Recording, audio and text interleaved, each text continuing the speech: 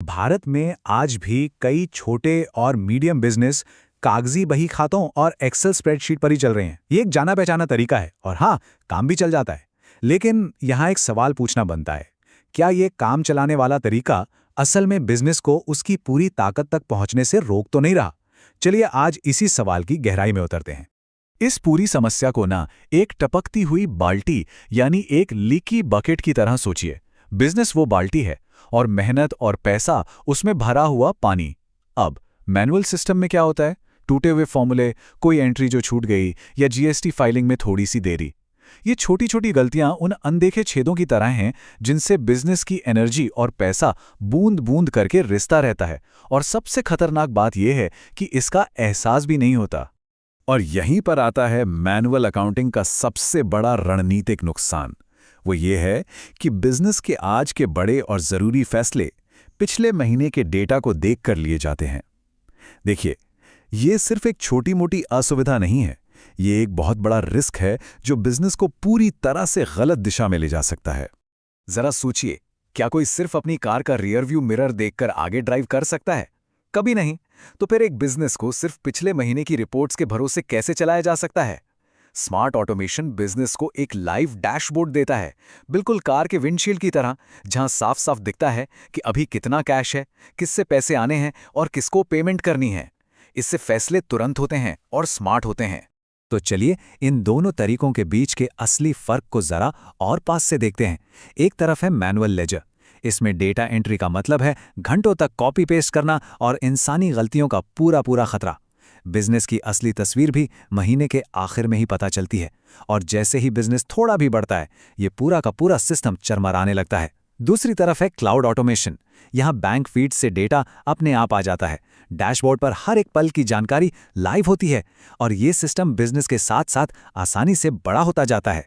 तो इसका समाधान क्या है? देखिए, ये सिर्फ कोई नया सॉफ्टवेयर खरीदने की बात नहीं है। यह बिजनेस चलाने के पूरे तरीके में एक बुनियादी बदलाव लाने के बारे में है। आइए देखते हैं कि बदलाव हकीकत में कैसा दिखता है। पहली और सबसे बड़ी जीत, रोजमर्रा के उबाऊ कामों से आज़ादी।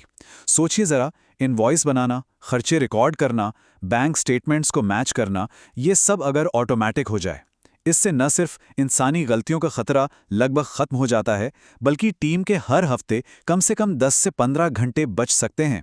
और ये वो समय है जो बिजनेस को आगे बढ़ाने में लग सकता है, ना कि सिर्फ हिसाब किताब में।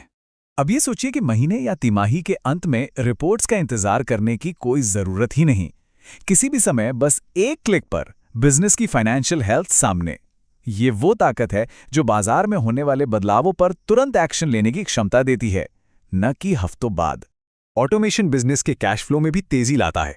सिस्टम अपने आप रिकरिंग इनवॉइस भेजता है और समय पर विनम्रता से पेमेंट रिमाइंडर भी। इसका मतलब है कि ग्राहकों को पेमेंट के लिए फोन करने की वो अजीब और असहज बातचीत वो खत्म। इससे ना सिर्फ रिश्ते अच्छे बने रहते हैं, बल्कि बिजनेस में कैश का फ्लो भी एकदम हेल्दी रहता है। और अब बात करते हैं जीएसटी की, जो कई बिजनेस मालिकों के लिए एक सिरदर्द होता है ना? एक स्मार्ट सिस्टम जीएसटी की इस पूरी उलझन को एकदम आसान बना देता है। टैक्स की कैलकुलेशन लेन देन के समय ही अपने आप सही सही हो जाती है, तो तिमाही के अंत में होने वाली वो घबराहट और गलतियों का रिस्क वो पूरी तरह खत्म। और सबसे जरूरी बात, ये एक ऐसी नींव है जो बिजनेस के साथ साथ बड़ी होती है। जैसे जैसे ऑर्डर बढ़ते हैं, ये सिस्टम उन्हें आराम से संभाल सकता है। साथ ही ये सीआरएम, इन्वेंट्री और पेरोल जैसे दूसरे जरूरी सिस्टम्स के साथ भी जुड़ जाता है, जिससे सब कुछ एक ही जगह पर कंट्रोल में रहता है। जब ये सभी फायदे एक साथ मिलते हैं, तो उसे कहते हैं वर्चुअल सीएफओ का लाभ।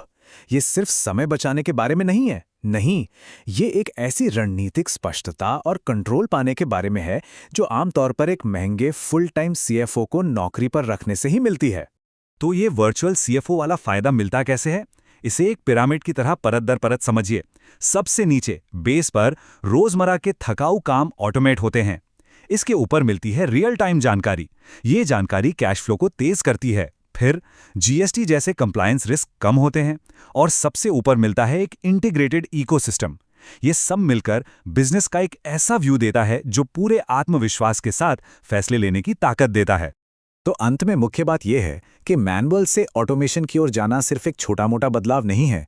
ये बिजनेस के भविष्य के लिए लिया गया एक बहुत ही जरूरी रणनीतिक फैसला हो सकता है। अब खुद से पूछने की जरूरत है, क्या मौजूदा फाइनेंस सिस्टम बिजनेस को आगे बढ़ने में मदद कर रहा है या फिर उसे पीछे खींच रहा है? इस पर जरूर सोचिएगा।